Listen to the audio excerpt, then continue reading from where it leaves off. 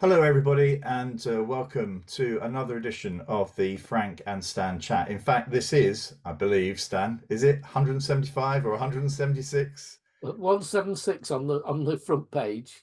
Might be the 175th actual one. Yeah, so Stan's identified that we may have a missing episode, but we're wondering whether we should fill that or just leave it as the phantom episode. But anyway, welcome everybody, and those watching on the video will notice that we've got two friends of ours at the bottom of the screen. So I'm really pleased to introduce Sam Fox. Hello, Sam.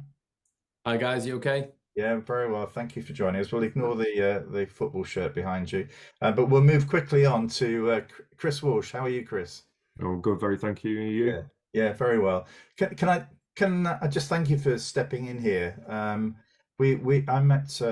spoke to Sam last week, and it's a really interesting area that we're going to talk about because it's an aspect that probably we haven't spent much time talking about on previous chats. So rather than take all the sort of steam out of the kettle, it's probably easier just to ask Sam and Chris just to explain who you are and what you do. You want to arm wrestle Chris virtually to see who goes Not even getting involved. Who's going to go first? Not even getting involved. Age or beauty? Go on, Right, Sam. I'll quickly introduce. Chris, you go then. I'll quickly introduce because he'll waffle despite his protest. Wow. So I'm obviously Chris. I used to be a secondary school teacher. Taught biology, sciences, dabbled in maths as well, and did that for 5 years in mainstream before pivoting and turning my hand at running a business. And that was a tuition-based business where I became a freelance tutor. And pretty much before long, and I'm talking a couple of months in, I filled the schedule up. Every day of the week was filled, including the weekends. And then it was a case of either turning work away or actually deciding to turn it into a bit of an agency model, which is 10 years on where we are. 10 years. Yeah, Wow. 10 years on. So we cover most of the Northwest. We've got international students. We work with a lot of local authorities and schools. So it's grown year on year, which is nice. And even during the pandemic, the pivot then to sessions that take place like this online was revolutionary for the business. So, as much bad, sort of came out of the pandemic, that was the one silver lining from a commercial point of view, which again, you don't want to talk about that too much because, like I say, overall it's horrendous. But No, but we've had colleagues on here. Mike Rotherham is a good example, isn't he, Stan? Mike is, well, you explain it, Stan. He was a sports psychologist, sports performance, working with most latest, I think, was England women's cricket, but certainly working with the elite athletes. And his view of lockdown was that his daughter actually was better off and grew in a sense more independent, more confident while she was at home rather than she had been at school. I'm not sure if he sticks with that now, but at the time he was very clear that there was an upside to this lockdown as much as there was a downside. Yeah, I think he was very keen to stress there was an upside to those where the parents are well educated, they've got good technology at home, they know what the learning journey is meant to look like in terms of the stages of development. We are also aware of others who had a very, very different experience, and no doubt there are schools dealing with those issues as we speak. But anyway, so that was a positive element for the business. Yeah, that was it. And then it was really from that. I knew Sam from way back in school. He's a couple of years younger than me. You might be able to tell by looking at us. And this will segue into Sam's intro, but he reached out to me because of my background in education. So Sam, I'll pass over to you, mate. All right, Sam. Thanks, Chris. Yeah, so I'm Sam. I am born and bred in Warrington, like Chris, and I basically got into financial services about 8 to 9 years ago. My background was music, so I studied. I got a first-class degree in music. I was in a band. I was touring. I was signed to a label. Really cool, dead sexy thing. Got the looks, isn't he? But living, what did you play then, Sam? I played the drums. What more really? could you ask for? So I was living the dream for about 6 weeks after uni, and then the harsh reality that actually I can't make any money doing what I'm doing unless I stick at it for like 20 years, and it wasn't that appealing. So financial services has gone through my family for decades. And I spoke to my dad and was like, look, I need Charlotte, who's now my wife, was pregnant with our first child, Arthur. And I was like, I need a career path. I need to pivot because touring the country and spending money and not making very much money is not a good habit financially. So I sat all the exams, became a mortgage advisor, and quite quickly it was one of those roles that I excelled in. It was just natural for me to be talking to people, making them feel at ease. And money and I had a really weird relationship with money growing up. There's some horror stories that we've got in some of our PSHE lessons about how my mismanagement of money, had a downturn on my mental health and things like that. It's like when I was 15, 16. So it was a real passion of mine to help people understand finances and how to make the most of it and be better with money, I think, and make it okay to talk about it. So then fast forward 8 years, I now operate UK Mortgage Centre, which is a team of 27 people here in Warrington across 2 sites.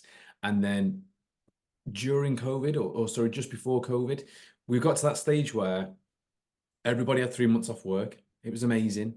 We all could skip our payments on our credit cards, our loans, our mortgages, and we still got paid by our employer. And everyone sat there going, amazing, I can drink gin at 11 a.m., stay in my pajamas all day.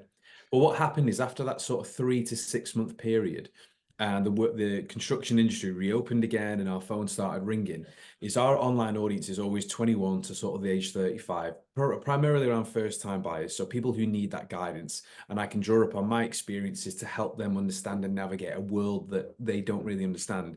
And the trend for me came when all these people were like, oh, I've got 15 grand in the bank. I've not paid any bills for 6 months, and now I want to buy a house. And when we looked deeper into their credit reports, there was late payments, CCJs, defaults. They were spending over the credit card allowance of, say, 1,000. They were spending 1,200.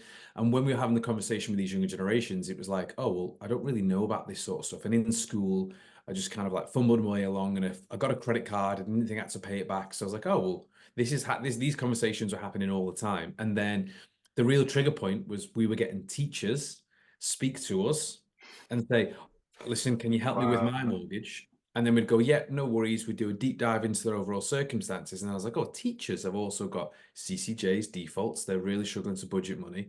So I said to Chris, I was like, look, let's go back to our school. We need to change this locally in our area in Warrington, because I'm seeing the real life effects of poor money management. But then the teachers who are supposed to be teaching the kids about money management are also really struggling. I was like, so there's a massive gap, because no, teachers can't teach about money, finance, and budgeting if they can't do it themselves. So I reached out to Chris, who's a good friend of mine from school. I was like, got this crazy idea. Let's go into schools and start developing some money modules. It's what I talk about all the time. And then lo and behold, 18 months, 2 years later, we've now created what we're saying quite ambiguously is the Netflix of education when it comes to not just money, but everything PSHE related. Right. So this is an online platform. Which, Chris, I mean, how extensive is it then? It's not just finance, is it? I don't think it's just finance. No. So when Sam came to me with the idea of doing the finance modules, it was a case of going back into local schools in the Warrington area, delivering some workshops, pulling on the sort of contacts that I had in the local area that we worked with already through the tuition business, and seeing how it sort of grew from there. But obviously, I was running that tuition business full time. Sam was running the mortgage centre full time, and I said, well, if it's us two delivering that with our combined skill sets, it's going to very quickly be a case of we'll reach capacity and burnout in terms of not being able to run the other businesses.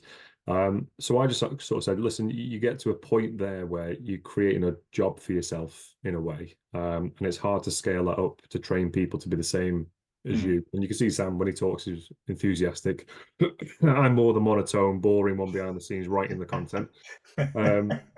So between us, it works. But I said that's not going to last forever. So what we need to do in a way is almost be in 2 places, 3 places at once. And so let's use technology to sort of help us do that. And if you think about, a film being shown, it's in multiple cinemas, multiple homes on Netflix at the same time. Let's do it online where we can just record all the content we want to teach. Give teachers lesson plans and worksheets to go along with that are editable, that they can sort of tweak to match the needs of their students. And then, to be honest with you, and this is where the big thing came in, I said, if you offer finance, you are up against the likes of Barclays, TSB, all these big institutions who are offering outreach programs and sort of, you know, incentives for kids to get to know them. And then we all know why they're doing it, because they're future customers and all this. And I just said, you've got no chance against their marketing budgets and power, and especially because they're doing it free a lot of the time. So why don't we offer something that very few other companies do, and actually make it a whole PSHE platform? And then this was the conversation of, well, what's involved in that? And I said, well, obviously I've taught this before as a form tutor in the schools that I worked in. It was usually the form tutors that were designated to deliver it. And it was a case of, I said, well, listen, it's sex, drugs, knife crime, you know, money, everything you can think of that's real world, adult world skills, but applicable to these young people that are going to be entering that world fairly soon. So employment, how to understand, like we said, credit scores and even paychecks, how to work out things like tax, but then also things that are a growing trend, that things like the pandemic affected, like mental health, anxieties, things like that, and how work-life balance has sort of changed, how people now work from home, all the things you could think of that you could have been taught at school, but probably didn't. Maybe should have been taught. We've wanted to put that and package it all up in a aesthetically pleasing platform that students and teachers can log into and access. So that in a nutshell is yeah, that's fantastic. I mean, because for tutors, I mean, you've got a real mixed bag there, haven't you? You know what I mean? I mean, something could crop up in a classroom as well, and it might crop up with the wrong form teacher. You know, so this is quite helpful, isn't it, in terms of a go-to place for somebody who perhaps is venturing into an area that they know very little about. Honestly, my experience of this in school, when I was talking to Chris, because we sat down reminiscing as you do, and I said, what was your experience of these subjects? Because Chris was reeling them off a list, and I was sat there going, whatever you're saying here, I do have no recollection of this. And then he said, oh, about sex education. And honestly, the only memory I have from this being about 15 was we were in the maths classrooms. We had a 60+ female history teacher, and our maths class was predominantly male. And she just wrote on the blackboard at the time, as technology wasn't what it was now, literally just put sex, and she said, right, everyone shout out what you know about sex. And it was just a free-for-all. You imagine 15-year-old lads, the language that was coming out. Yeah. She was just mortified. In the end, it just descended into complete chaos. And I remember sitting there going, what is going on? Like, why? Why has she done that? There's no structure to what we're doing. So draw upon that. What we're trying to do here is save those really awkward, disengaging topics that teachers don't want to talk about. And let's be honest, Chris, we've had focus groups and teachers have gone, I'm not teaching this. I'm not talking about knife crime. I'm not talking about gender diversity. You know, teachers will outright refuse. So kids aren't getting taught this. Just there's so many different angles that we're trying to improve the quality of what's being taught in schools and give it some standardization so teachers can go in and they're facilitating the lesson rather than opening the conversation. Chris and I in our studio in Manchester with guest experts, organizations, charities will deliver a 7 to 14 minute video that's interactive. They can pause it, they can go back to the worksheets, but their teacher isn't then sat there going, let's talk about sex. It's kind of like, everyone, just watch the screen for me for 4 minutes while we intro. So is it built up on the basis that it's not sit down and watch a video for 20 minutes or so? No. It's actually sort of components. So there are bits, and then there's a pause for some reflection or for some targeted teaching. Is that the way it works? That's it. I mean, in terms of how we structured it, I mean, you can go on BBC Bite Size, you can go on YouTube, you can find all these videos, and again, very, very few. Certainly of the quality that we've managed to sort of bring in with the type of videographer and the level of staff that we've got, very few actually make it interactive in terms of directed points. So these are age appropriate lessons where if we're doing a sex education lesson, it might be an intro to sex ed for year 7s. The tone of voice, the language, even the animations used in the videos are completely different than a why you should not share explicit content video for year 10s. Where again the tone of voice has to change. We don't want to be patronizing. We want to change it so that again the videos, the lessons that we kind of got taught and that I used to teach, when instructed to use a particular PowerPoint, and it was always death by PowerPoint, We move away from that. You still are, aren't you? Well, look, I still say this. PowerPoints have a place, right? And I like a good PowerPoint, especially when I'm going through a presentation and such to refer back to. But so many people I saw were just leaning on the PowerPoint to read it word for word.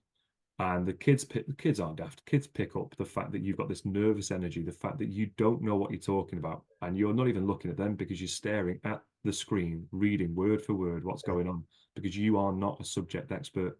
They were the two main things we got out of that head teacher focus group that we had sort of a year and a half ago. The two main reasons why staff don't engage with the content and deliver it effectively or even at all in some cases is, one, they don't feel comfortable.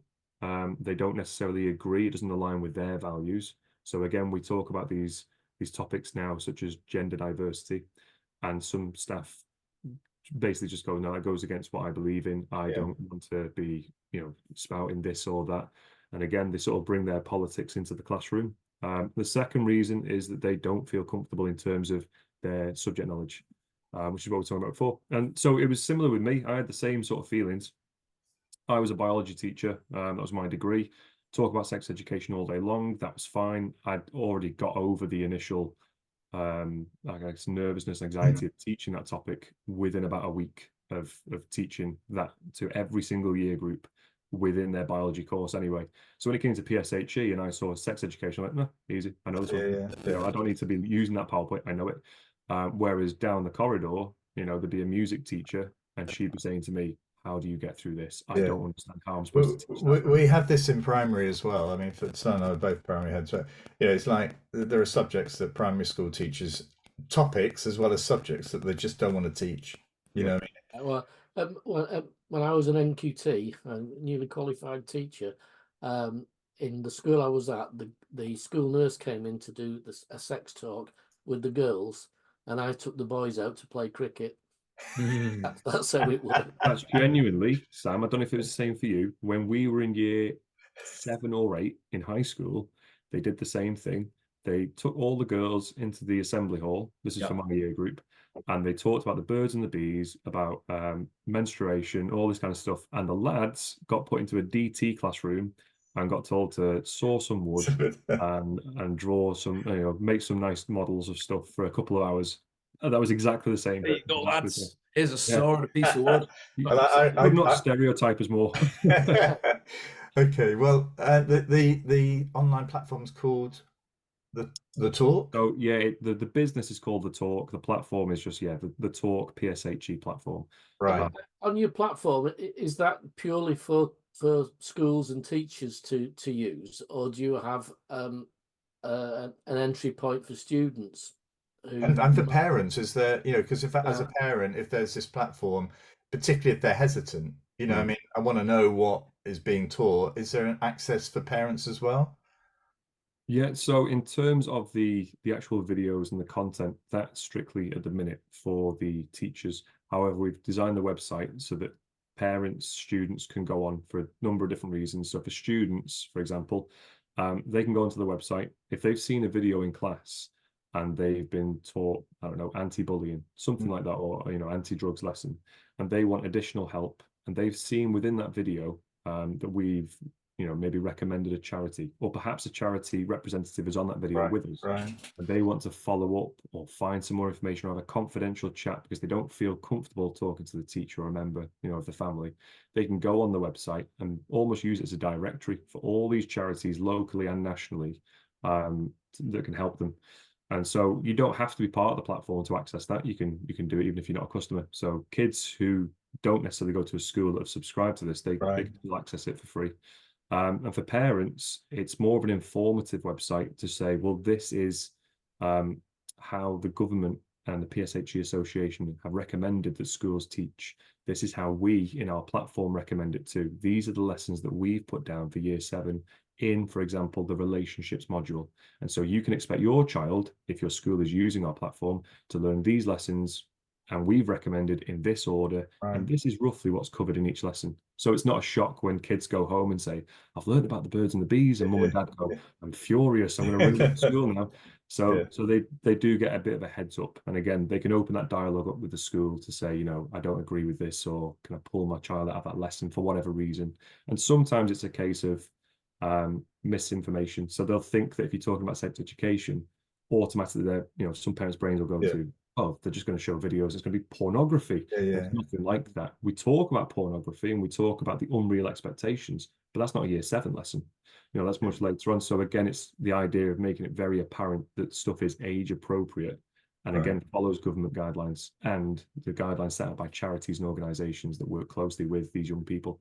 That's fantastic. I mean, so what's the spread in terms of how many schools are already customers? Already. So we're actually pre-launch. Sorry, Sam, I'm just answering every question here, mate. Yes. Listen, I'm going to go. As I said, I did pre-warn you. I'll go for 10 minutes and I'll let Chris loose. Right, Sam, I'll let you answer, Sam. I will let you answer. Oh, me? Are you tagging me? No. Virtual tag? There we go. Oh, yes. Right. Back in the room. What was the question? So how many schools have you got engaged? You know, so we're pre-launch at the moment. So our official launch date is going to be the first week of September this year. So at the moment, we've got a series of beta schools testing it, which is about 20. They then go on the platform, test the lessons. They get students to fill feedback forms, and the teachers fill the feedback forms to give us guides on if it was well received, what the children thought of it, if the content was appropriate. So we've got schools from like Crewe, Leek, we've got schools in Warwickshire, there's some in London, some in Cornwall, obviously got Warrington, some schools in Warrington. So we're trying to pinpoint different geographical locations across the UK. And then pre-launch is probably about another 20 to 25 that are already pre-launched. But I would say, like a kind of pre-launch, there are so many schools we're speaking with at the moment that are saying, right, when we get our ducks in a row, come sort of April time, and we'll have another look at the platform, and we'll get this launch for September. We'll bring it into the school for September. So there's so many schools that we're in motion with at the moment that we're doing demonstrations. We've got a lot of onboarding for the teachers. So what Chris and I are doing now, to speed all of that up on our platform, we're going to have what are already on there induction videos to save me and Chris. Go saying the same thing to the teachers all the time. So we've got a series of 6 videos on about how you can use the lesson, how you can use the adaptive learning, how you can use the extension tasks, how to build your bespoke curriculum if you wanted to. And we're also got some experts in disclosures from students. And what the 6 lessons there are, we've got an expert to say, right, if you play this lesson from the talk, and a child makes a disclosure to do about anti-bullying, here's the best methods, get my words out, and ways that you can deal with that disclosure and how to signpost them and how to obviously work with the students. So at the moment, it's Chris and I doing a lot of these talks to schools, but when we get this back into the studio in March time, they're all going to be live. So our onboarding process for schools is quicker. We can make it mandatory for schools to have the teachers to view these induction lessons, so everyone's better equipped.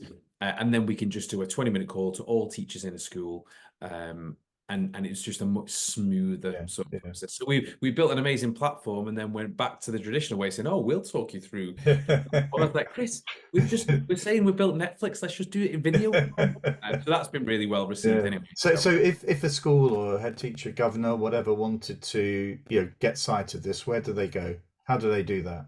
They just go onto our website, which is thetalk.org.uk, and they can fill out an inquiry form and request the free trial for 7 days, which will ping through to me and Chris. We'll give them a quick call, send them some login details, and they can have access to our beta platform at the moment, which is cover off all health and well-being, which we've uploaded health and well-being because it's some of the most it's more of the trickiest stuff, especially kids maturing, talking about sexual health and all that kind of thing, consent, online bullying. So we've uploaded health and well-being for people to have a really good deep dive into what it is that we're I think people will view, if you can get that right, then the finance stuff will just click in, won't it? You know, I mean, it'd be terrible having done the other side. I think that's a sort of probably you have tackled the trickiest one. Well, I tell you what, in the studio, them days recording health and well-being, they were long. Like Chris and I were going like crazy some days. We couldn't even get our words out and going for like all medical definitions. And well, Chris was better than I because he was a biology teacher in school for 5 years. But yeah, they were difficult. But now we're finding we're finishing up module 3. The lessons were just because of all the feedback from the beta schools, because of all the testing, because of all the focus groups. When we're in the studio now, it's just like we can just hammer out the lessons because we've got a really good format that seems to be working with the sort of 4 tasks that we implement throughout the videos. And it's just a really good flow. Brilliant. Well, I'll put a link at the end of yeah, it does. I'll put a link at the end of the video. And you know, hopefully, you know, others will. I mean, also, I mean, I'm sort of interested because I've still got some links in with. I chair the Blackpool Education Improvement Board, so I will put a link in on my final, because I finished that work on the 8th of February. I will include a link to all of those schools for you as well. Yeah, Stan probably will do the same for 100 or so schools in the Lancashire area that he's involved with. So so we'll see what happens with that. We do that. We've actually spent, you know, I think it's probably getting on for just trying to work it out. Yeah, 26 minutes of our 30 minutes talking about your platform, but we can extend these. So when you get Chris going, I think that's make eye contact. If you make eye contact, it's game over. Anyway, let's, as you two gents have said a lot, we'll go to Stan first. Stan, what's caught your eye this week? I watched the Panorama report on crumbling schools, or whatever it was called. But what struck me about that is it didn't actually mention the cost of repair that schools are cost of improvement. And 2 quick examples. In a PFI school, wanted to put a studded wall in to divide 2 classrooms up, £3,000. That was the someone to come in and decide whether or not they could do it. So £3,000 was the sort of starting point without any building work being done. Yeah. Another school that's triggered it this week is a roof over a quadrangle that's within the school in an old open plan school. They built sort of open areas with no roof on, and now they want to roof it, and the cost is 300,000, and so it won't happen. You know, a school, I don't suppose there's many schools with budgets of 300,000 in reserves that they can spend. Yeah. But it just seems, and it used to annoy me when I worked for the local authority, that the charging of works for schools and local authorities is just ridiculous. And I can remember talking to an electrician friend of mine and saying, this is how much we're being charged as a local authority to have this work done. And his words were, I would be embarrassed to put that invoice in. That's how overinflated it was. And I think schools, you know, what happens is they do bits, don't they? They spend what they can afford, and schools do, you know, or we'll put a bit of a room on here, or we'll do, and you end up with a complete mismatch of buildings and rooms, things, none of which are built with future-proofed. No. So you'll see lots of tiny rooms that we need to take a group out, but it's actually not very useful for anything else. Instead of a bigger investment would have given us a flexible space to work in. I went to Bispham Endowed Primary School yesterday, the only school in Blackpool that's got rack, and the head teacher there, Michelle Warburton, is an amazing, you know, head teacher, and it's meant that she had to obviously sort of close school for a short while, but with the propping and everything that's gone on, they are able to use the hall, which is where it is. And I have to say, just to be positive, she was full of praise for the local authority, full of praise for the DFE, and actually they were sort of really trying. She had confidence that in the summer, when it's promised that the roof will be replaced, that work will get done. And it was sort of one of those sort of, I went thinking it was going to be all doom and gloom, you know, she would be down, she'd feel negative about it, and that in effect people had sort of just left her high and dry, but that wasn't the case. But as she said, I'll be waiting for summer. when that roof, they've said that it will be replaced, so everything hangs now on that. But yeah, just a shout out to Michelle. Now, Chris, you were going to mention, I think, a colleague that we know, Glenn Potts. Yeah, I was going to say, he's got a similar problem, isn't he? It's just one of those. This is the education world. Everyone knows each other, don't they? They do. Yeah, it popped up as a news article on my LinkedIn newsfeed, and I think it basically outlined the idea that due to the poor sort of infrastructure, the poor building work that needed updating, it was causing anxiety amongst staff and students. You kind of understand for the reasons that you've just been talking through, I guess.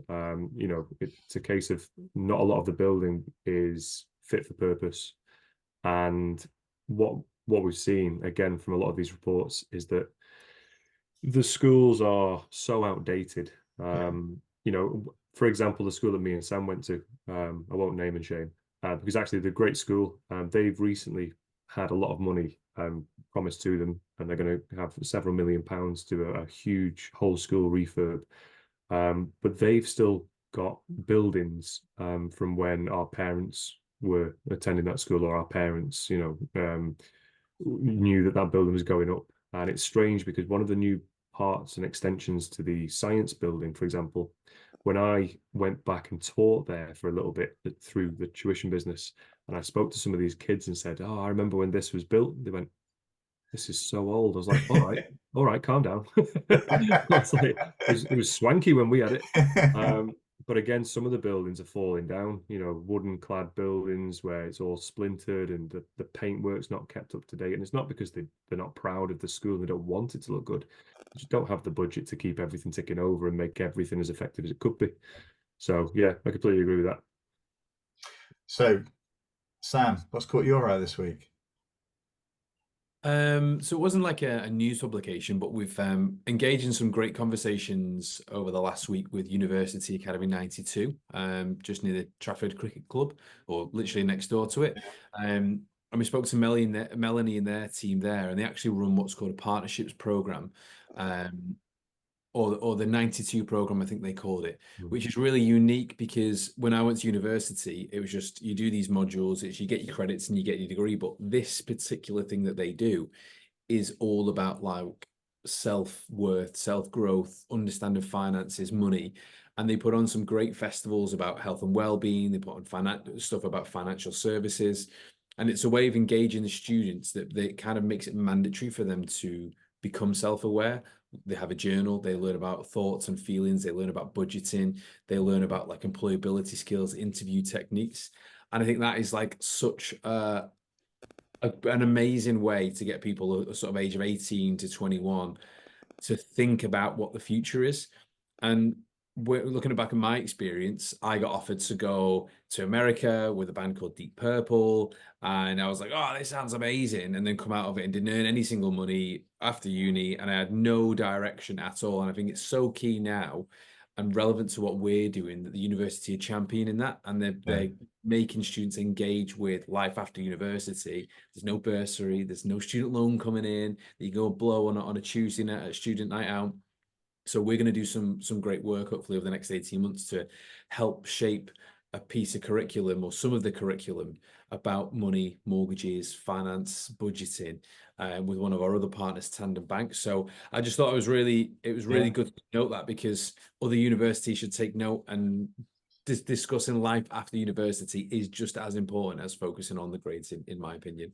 Yeah, I agree. I mean, it's interesting that UA 92 also accommodate the fact that their students are likely to be working, and so the series of lectures are not all held at 9 o'clock. So they're either the time changes, or the date change, or actually there are repeated lectures at different times of the day to accommodate those people, students who actually got a job and trying to balance all these sorts of things. So yeah, and if you've not been, you have, but it is an awesome place to go, and so different to what students would have experienced coming out of college or school.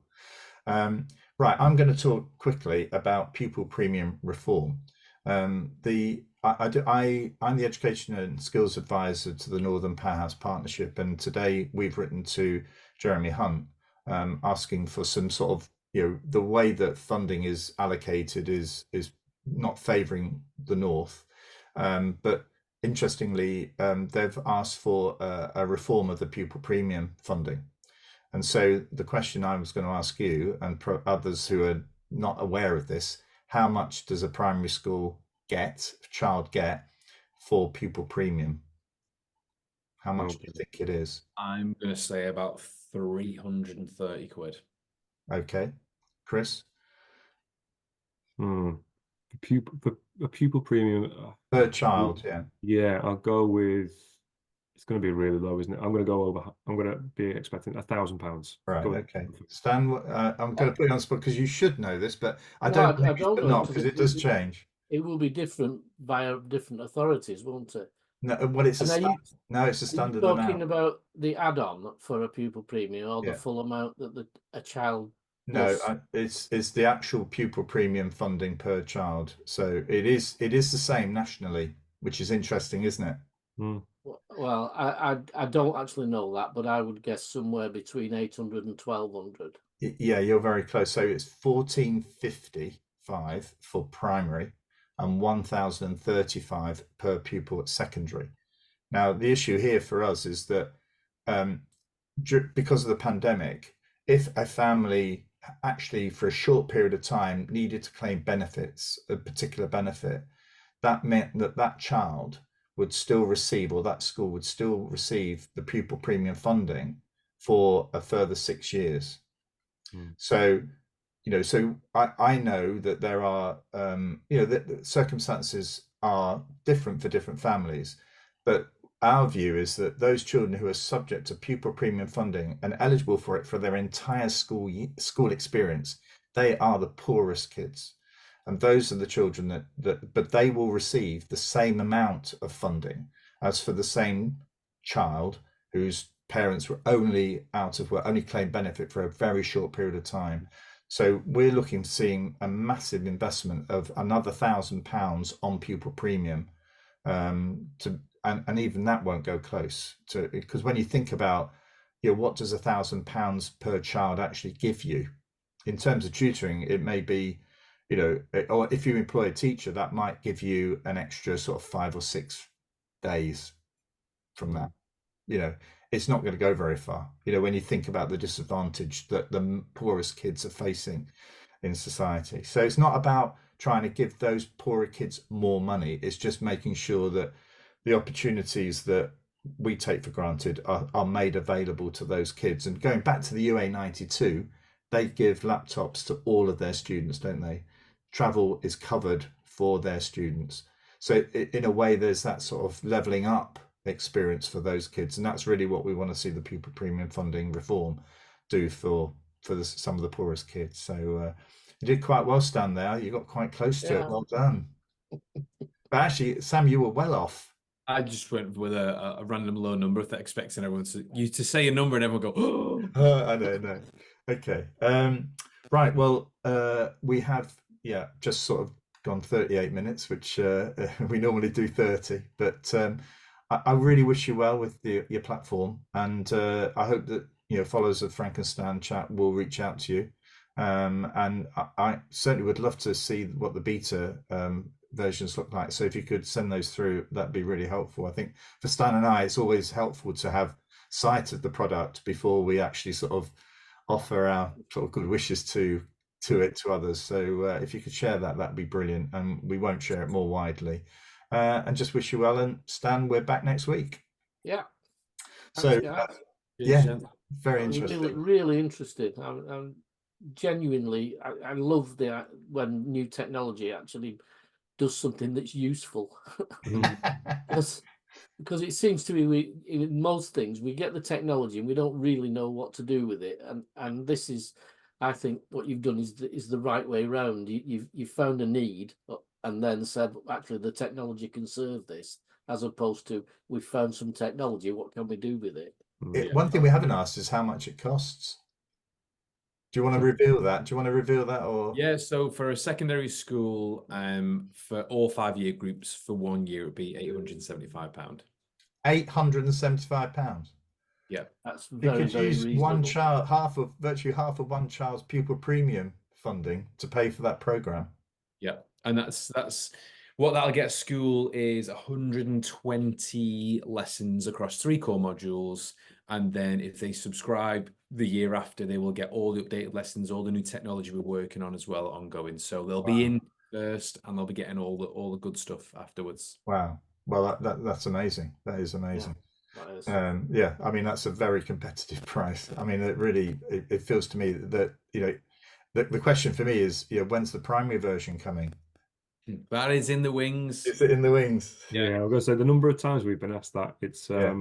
so But also probably- there's a send element as well. That Yeah. I mean, that was a really, I mean, Mhm. I think that's something that I continually people in the send sector, continually feel as though they're sort of like missing out. So Well, first I'm things going to say, first. a couple of the schools actually who are on our beta are sort of SEN Are schools, they?